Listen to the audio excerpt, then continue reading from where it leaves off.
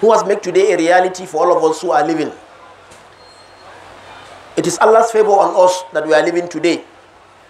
A number of those who have started the fasting with us, some are in their graves. We pray Allah to accept from all of us our good deeds and to pardon our shortcomings. Allahu Akbar, Allahu Akbar, La ilaha illallah, Allahu Akbar, walillahi alhamd. The essence of fasting is to establish taqwa. Taqwa, by some scholars, is strict obedience to Allah subhanahu wa ta'ala. His commands, His do's and don'ts, you abide with it. That is taqwa. And Allah has made fasting compulsory. And the wisdom behind it is for us to achieve taqwa. Those who have achieved taqwa has achieved the essence of fasting. And those who could not achieve it, definitely they have made a loss in this life and the hereafter. We have to improve our taqwa. We have to join taqwa with sincerity, ikhlas. Two of them are twins. They are always together. When you have ikhlas, your taqwa will increase. When you don't have ikhlas, automatically your taqwa and iman will decrease. Let us try as much as possible to be sincere in all that we are doing. Also to our families. We should take the matter of our families very, very serious. Today, tarbiyah, upbringing, is becoming so difficult. Very, very difficult. Because of the forces and the challenges that today we are witnessing, which will make it very difficult for you to achieve at your family level.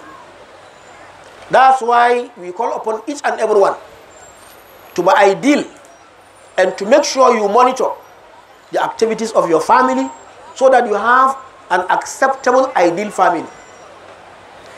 I mentioned the case of Gwarinpa here where we are living, where you see our youth who are supposed to be doing fantastically beautiful at that age.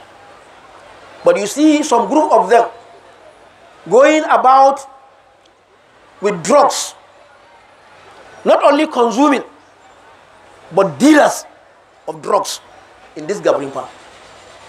I mentioned, and it's a challenge to all of us, by 12, 1, 2, 3, up to 4 o'clock, you see them roaming about with drugs. And they are part of us, Muslims, and they are from a family.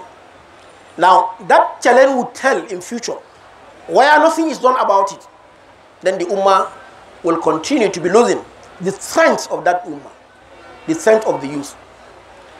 Also, I said, we should try as much as possible to be brothers. Brotherhood is part of what Allah has commanded us to do. And Quran has categorically spelled it out. Rasulullah sallam has practicalized that during the time of his Sahabas. They were all brothers. Unfortunately today, brotherhood is weakened in the Ummah. We should awaken it. We have the potential to do that, because the Quran is there lamenting all the days about the issue of brotherhood.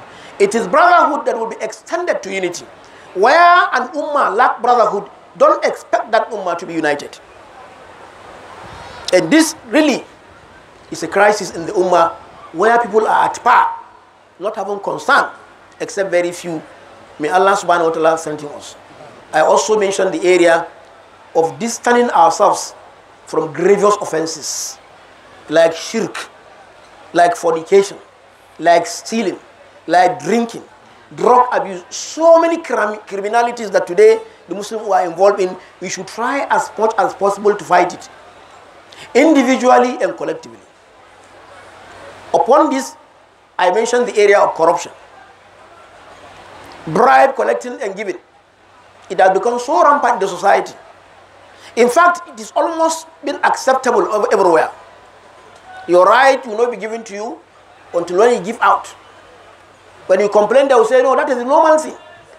It has reached the level of our budget for a nation. Leaders who are expected to be role models are also involved in high level of corruption. Now, there is no ummah that will progress with this. And especially an ummah that Muslims are involved in this criminality openly. And leaders not even led. Somebody who has been given gun to save life and property is involved in this criminality. Those whom you think you will run to and inform them, they are first class participants of this criminality. Now, it is a duty bound on all of us. All of us, because if you oppress somebody, whether Muslim or non-Muslim, a Nigerian, and he raises his hand to Allah, that, oh Allah, I'm being oppressed, Allah will answer his call. How many are being oppressed today in this nation through corruption? That's why Allah likened corruption with killing. In the verse I quoted, Allah likened the two together. Because corruption is as killing nation unborn.